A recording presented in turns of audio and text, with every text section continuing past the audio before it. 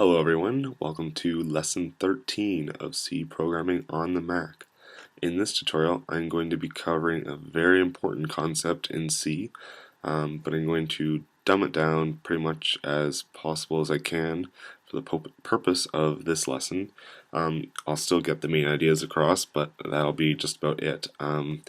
If you can understand the main concept of it, then that's pretty much all you need to know for now.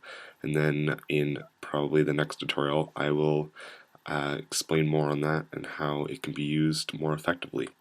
So anyway, what we're going to be learning today is what's known as a pointer in C. And basically it's a way to make a variable that points to another variable. And to explain this, I have my handy dandy little graphic that I made here.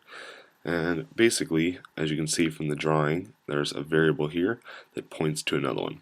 So what does this mean? Well, if you look at this, just ignore this star operator for right now. Just don't pay attention to that.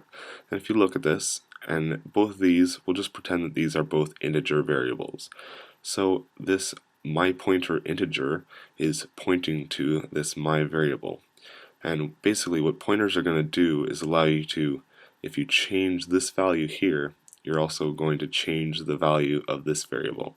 So basically what it needs is the address of this variable in its memory, and it therefore can send the value that I give my pointer onto my variable.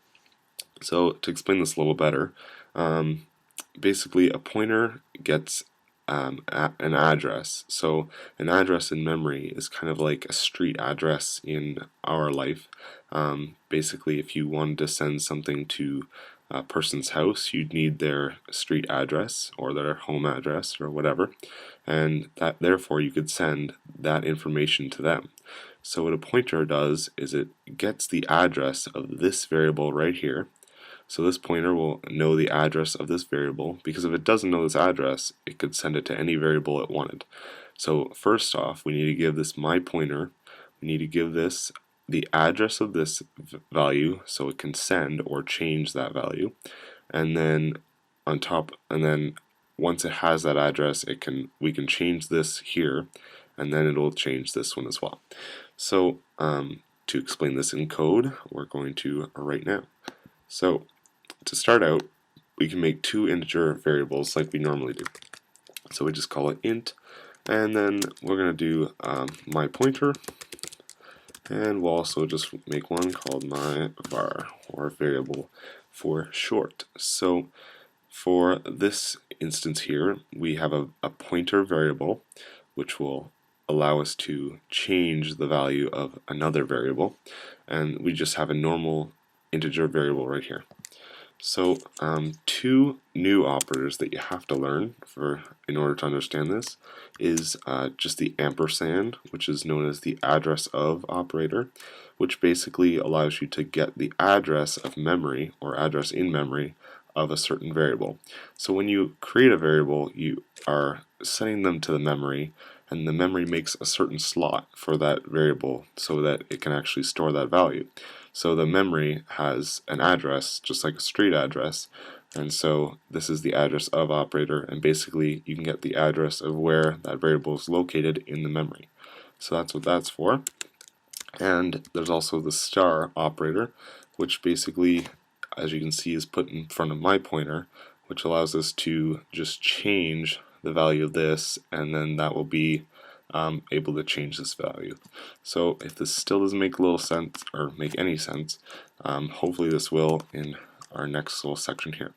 So first off, I'm going to declare my var and I'm going to give it a value of 5. And I'm going to do a little printf here, just with our variable in it. So %d for our integer, and we'll put my variable in there. So now, when we go to run this, we'll save and run. And as you can see, when we run this, we are going to get a value of 5 because obviously my variable has a value of 5, so it prints out like it normally should. So it's just giving me an error right now because I haven't used my pointer yet.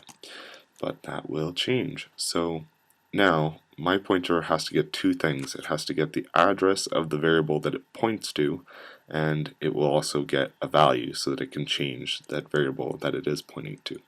So when we want to assign the pointer an address, all we do is we do the exact same name of the pointer, so we do my pointer without the star operator. So what this means is this little thing right here is kind of like the address, or where it's going to be stored. So when we want to store an address in this, we don't use the star operator, and then we use our little ampersand, or address of my variable. So basically what this is doing is my pointer is now getting the address of the variable, so that when I change the value of my pointer, it will change the value of the variable that it points to.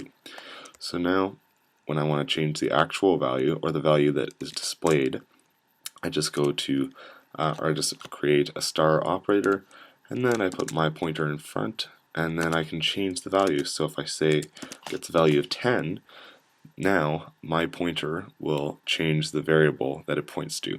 So how is this going to run? So star operator, my pointer. So this, with the star operator, that means that it's going to get this value, and that's the value that it's going to send to the variable that it's pointing to. Okay, so my pointer gets a value of 10. Now it checks and knows that it is pointing to this variable because here we assign the address of my variable to the my pointer here, and so it knows the address of my variable. So when it gets a value of 10, it just stores that value in the my variable, or the value that is the variable that it is pointing to. So now if I go to print out my variable, you'll see that we get a value of 10 when we go to print it out. And as you can see, we get value of 10 in the console. So one last time to run this through, we have to initialize two variables. One's the pointer, one's the variable that we're pointing to. We have my variable, and we can give it a value of 5 for now. And then we have to give the pointer the address of the variable that it's going to point to.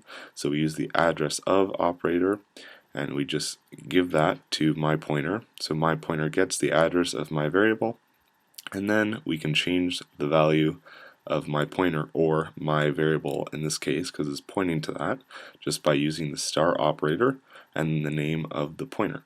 So that's how pointers work in C. It's a fairly complicated concept later on. Hopefully this wasn't too hard to understand.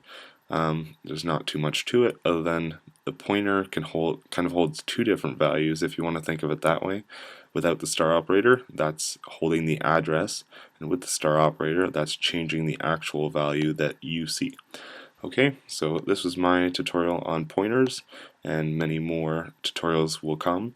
The next tutorial will probably be a little more in depth of pointers as well. But anyway, stay tuned for that one. And if you like the tutorials, please subscribe to the channel and rate, comment, and yeah, if you have any questions, just send a message or leave a comment under the video. Alright, thanks. See ya.